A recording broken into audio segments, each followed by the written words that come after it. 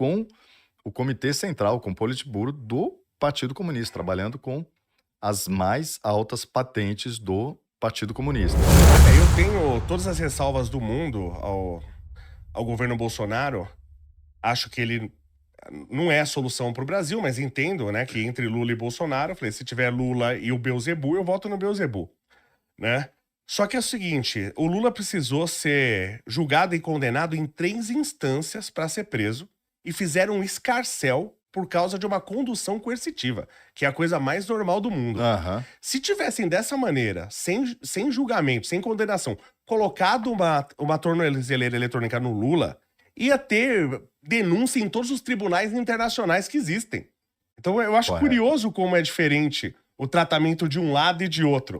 Pois é, e o Lula, quando foram colocar a tornozeleira, depois que ele saiu da prisão, o Zanin falou que, não, isso aí é desumano, né, uma humilhação desnecessária. Sim. Porque, enfim, agora o Bolsonaro, ele tá em prisão domiciliar, é a mesma, né, muito parecido com qualquer outra prisão domiciliar, daquela pessoa que foi julgada, condenada, presa e depois solta.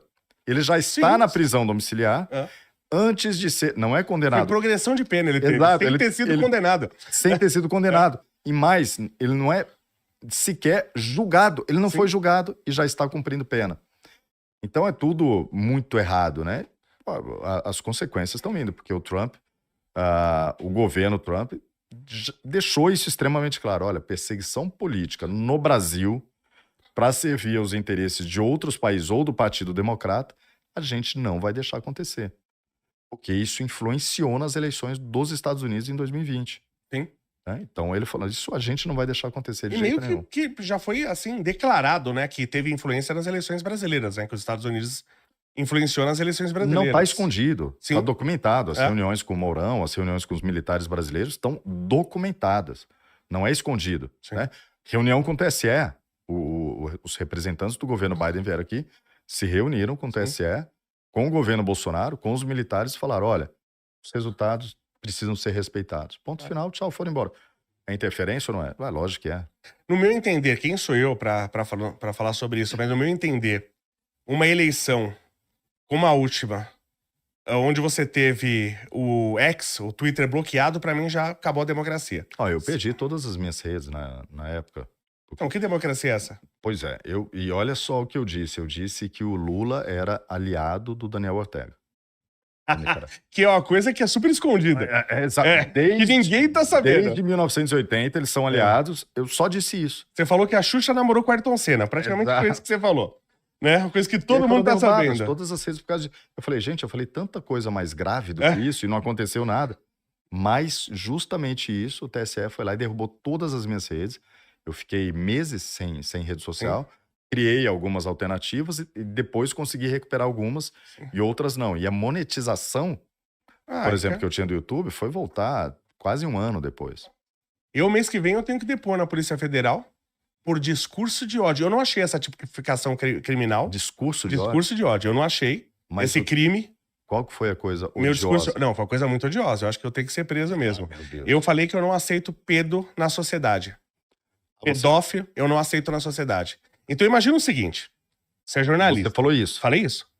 Tá? Imagina o seguinte, isso eu já falei. Eu tô no podcast com um meliante aqui. Não, tem que ser preso.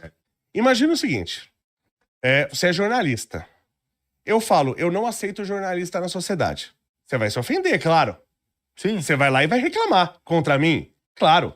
Então eu falo que eu não aceito pedófilo e alguém reclama, essa pessoa não tem que ser presa na hora? Porque que esse cara é? Correto. Né? Essa pessoa tinha que ser presa na hora. Mas aí... O pedófilo me denuncia... O processo veio... Pra mim, de um cara lá do Quinto dos Infernos, de outro estado. Não foi o Ministério Público tomando a iniciativa. Alguém foi lá, denunciou. Um defensor dos pedófilos. Que essa, pra mim essa pessoa... Não, pode, à vontade. Pra mim, essa pessoa tinha que ser presa na hora da denúncia. Denunciou, tinha que ser presa. Por que essa pessoa se ofendeu? Então, por que será? Se eu falo mal de... jornalista, o jornalista se ofende. Se eu falo mal de dentista, o dentista se ofende. Se eu falo mal de pedófilo, quem vai se ofender? Quem tá sendo julgado? Eu. Não o pedófilo. Você entendeu a loucura que o Brasil virou? Isso tá em qual justiça? Então, eu só recebi uma intimação da Polícia Federal, Uhum. porque é um crime federal. Entendeu? Engraçado, eu fui assaltado ano passado 3 vezes. Invadiram minha casa, invadiram Nossa. minha empresa 2. Ninguém foi preso. Eu já tive 2 carros roubados, bicicleta, mobilete. Sabe quantas coisas que já foi me subtraído foi encontrado? Nada. Então, a porcentagem de solução de problemas que a polícia tem comigo é 0. Aí, na hora que eu dou uma opinião, aí eu sou chamado. É a Polícia Federal, porque é um crime federal e provavelmente essa pessoa é de outro estado. Mas, é de outro estado. Mas qual é o crime? Eu não entendi qual é o crime. Não existe crime. Então, não tem crime. Entendeu? É isso que virou o Brasil. Se eu fosse de esquerda, será que eu seria Não. chamado pela Polícia Federal? Com certeza não. Eu vou abrir um parentezinho, porque eu gostei, claro, você leu aqui um pouco e tal, mas eu achei a proposta do seu livro muito boa.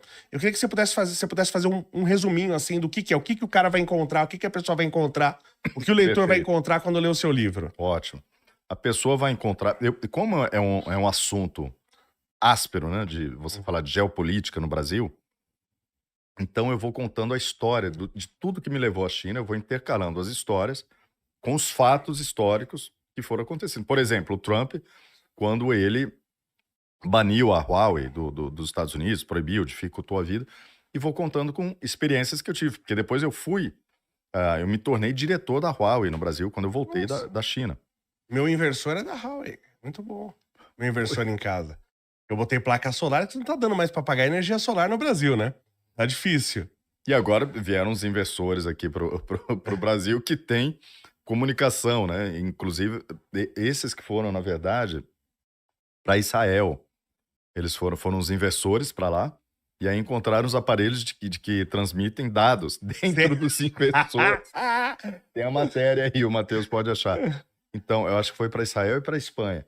Aí falaram, bom, mas para que para que essa comunicação de dados com o investidor? Porque eu tenho no meu celular todo o consumo de energia elétrica. Então, o que tá produzindo, o que eu tô Que consumindo, faz sentido. é um dado importante. É um dado importante. Onde né? você tá tendo mais consumo. Mas eles estão mandando os dados lá para Pequim, que pode ser usado de qualquer Sim. forma. De qualquer forma. Pode ter uma microcâmera escondida também. Enfim, é o Partido Comunista Chinês. Então, isso é muito interessante. E eu fui contando histórias pessoais. Aliás, tem um monte de gente que dá risada. Essa, por exemplo, eu ser neurocirurgião, ninguém esquece dessa história. O dia que eu recomendei o livro 1984 na faculdade também, eu poderia... Na China? Na Não, você China. não fez isso. Eu fiz, eu conto. Ninguém te conto no livro. prendeu. Não. Eu poderia ter sido deportado. Essa história é clássica do livro. As pessoas adoram. Então eu vou intercalando Sim. histórias pessoais com o que a China viveu desde de 1949 para cá. E eu também participei do 19º Congresso do Partido Comunista Chinês. Só tínhamos 10 estrangeiros trabalhando, cada um de um idioma, de 10 idiomas diferentes. E eu era a pessoa responsável pelo discurso em português. A tradução do Xi Jinping com uma equipe de chineses, claro, extremamente competente. Então, eu estive dentro do ninho mesmo, ali com o Comitê Central, com o Politburo do Partido Comunista, trabalhando com as mais altas patentes do Partido Comunista. Tudo isso eu vou contando no livro e quis que fosse uma leitura fácil. Por quê? Né? O assunto não é muito digerível e as pessoas ficam, às vezes, preocupadas com a história de você ter 1 milhão de chineses em campos de concentração, que são os uigures, que são muçulmanos. Então, alguns assuntos são pesados. A pessoa, né? Para não se sentir mal, eu vou intercalando e, de vez em quando, conto alguns perrengues que eu passei, dificuldades, histórias engraçadas. E o elogio que eu mais gosto de receber das pessoas... Eu comecei a ler seu livro e não consegui parar, né? Eu falo, ótimo, né? Eu li em uma semana, perfeito. Porque é a melhor coisa do mundo. Claro. Se falar, a pessoa que pegar seu livro e não consegue parar de ler, é porque ela gostou. E normalmente eu recebo esse tipo de feedback, que é bem legal. Então eu vou tratando da política, da geopolítica, todo o tempo contando histórias pessoais e de pessoas que eu conheço, que estavam comigo, visitantes em contato, agentes, diplomatas, tudo. Inclusive as histórias da igreja e tudo mais está contado ali no livro. Cristão é preso lá também por ser cristão? ou não? Tem a perseguição, né? É cada vez menos igrejas, tempos quando você vê a costa da China, existe ali uma parte que funciona como uma vitrine da propaganda da tolerância do regime, que não existe, né? Você se afasta da costa para o interior, esquece. É tudo chinês, é tudo partido e não tem conversa.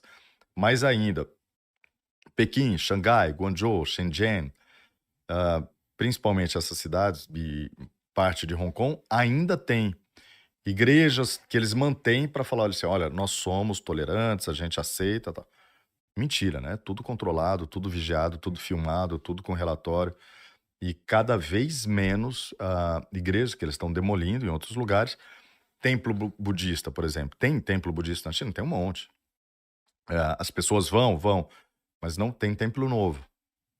Tem aqueles antigos, de Mas eles não antigamente. estão destruindo a história. Eles destroem estátuas, destroem várias Destroem? coisas. Sim, muito. Nossa, isso é um Destruíram umas crime. estátuas gigantes de Buda, históricas, de séculos. Né? Então eles vão destruindo tudo que Nossa. compete, né? Dentro do comunismo, do marxismo, você precisa destruir Deus. Não é um Estado laico, é um Sim. Estado ateu. O laico somos nós, né? A igreja não tem mais ligação com o Estado, a maioria dos países assim é laico, mas tem as religiões que são permitidas, todas são permitidas.